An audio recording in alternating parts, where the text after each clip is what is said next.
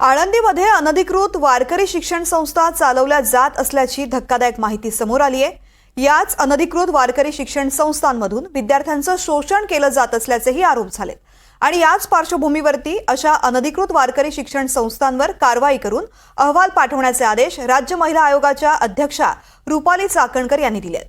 पाहुयात याचाच हा ग्राउंड रिपोर्ट।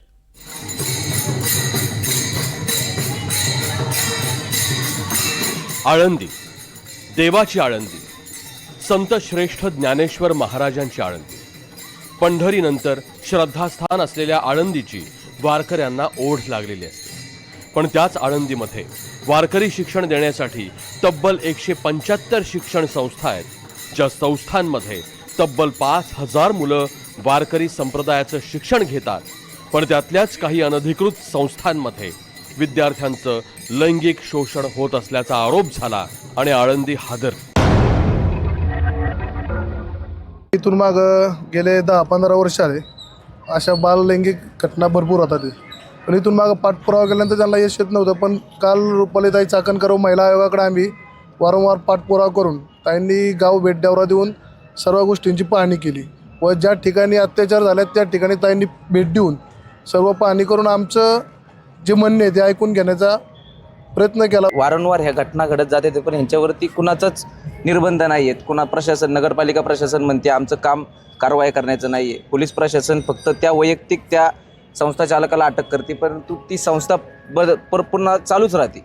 त्यामुळं आम्ही ज्यावेळेस रुपालीताईंकडे हा मुद्दा घेऊन आळंदीकर ग्रामस्थ गेलो त्यावेळेस त्यांना सविस्तरपणे ह्या सर्व गोष्टी सांगितल्या आणि आमचा खऱ्या अर्थानं रोष कुणावरती आहे तर रोष आमचा बाल हक्क संरक्षण समिती आहे, ती त्यांचं काम करत नाही। आज आळंदीची एवढी बदनामी चालली, ठीक आहे, आत्तापर्यंत वारकरी विद्यार्थी होते, आम्ही ते मान्य केलं, ते विद्यार्थी कसे राहतात, आज मुलींचं काय सांगा बरं तुम्ही। आज ग्रामस्थांच्या तक्रारीनंतर महिला आयोगाच्या अध्यक्षा रुपाली चाकणकर थेट आळंदीत दाखल झाल्या आणि अनधिकृत शिक्षण संस्थांविरोधात त्यांनी कारवाईचे आदेश दिले। 48 तास म्हणजे 2 दिवसाची मुदत संबंधित विभागाला दिलेली आहे। यामध्ये सीओ असतील, नगर परिषद असतील, त्याचबरोबर पोलीस यांच्या माध्यमातून ज्या संस्थांची धर्मादाय आयुक्त यांच्या माध्यमातून व महिला व बालविकास विभागाकडून नोंदणी झालेली नाही पण बाहेर गावून आलेल्या काही संस्था या ठिकाणी अशा पद्धतीचे कृत्य करत असतील, 2 दिवसांमध्ये त्यांच्यावरती तातडीने कारवाई केली जाईल।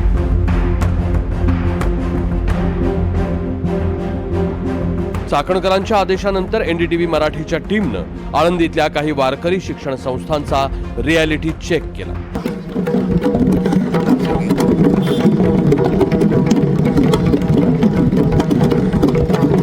मोकळ्या शेतात पखवाज वादन करणारे हे विद्यार्थी, पण त्यांच्या आजूबाजूला घाणीचं साम्राज्य आहे। त्यामुळे प्रश्न असा आहे की संस्था चालकांना विद्यार्थ्यांच्या आरोग्याची पर्वा नाही का?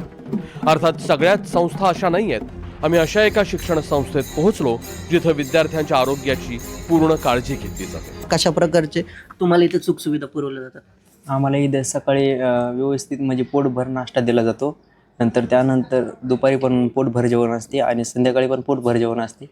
आणि जर आम्हाला मध्येच भूक लागली तर आमच्यासाठी कधी पण आम्ही जेवण करू शकतो। आंघोळीची वगैरे कशी सुखसुविधा येते? बाथरूम वगैरे? हां, आंघोळीला वरती म्हणजे अशी नळांची सुविधा केलेली आहे आणि बाथरूम पण 5 बाथरूम आहे, त्यामुळे आम्हाला कोणत्याही प्रकारची अडचण नाही। तर खूप चांगली आहे संस्था, खूप सुविधा सुखसुविधा असतात, सगळी व्यवस्थित चालतंय। कितवीला आहे तू शाळेत आता? मी आता शाळेत 10वीला आहे। एखादा कुठला तुला ताप वगैरे आला, सर्दी खोकला तर काळजी घेतात का? हा, कुठं घेऊन जातात दवाखान्यात? इथं शेजारी कागदेशाचा म्हणून चांगला दवाखाना आहे, सर्व मुलं आम्ही तिथं जातो। आता ही संस्था बघा, एका धर्मशाळेतल्या 3ऱ्या मजल्यावर काही खोल्या भाड्यानं घेतल्या, जिथं 40 विद्यार्थी राहतात।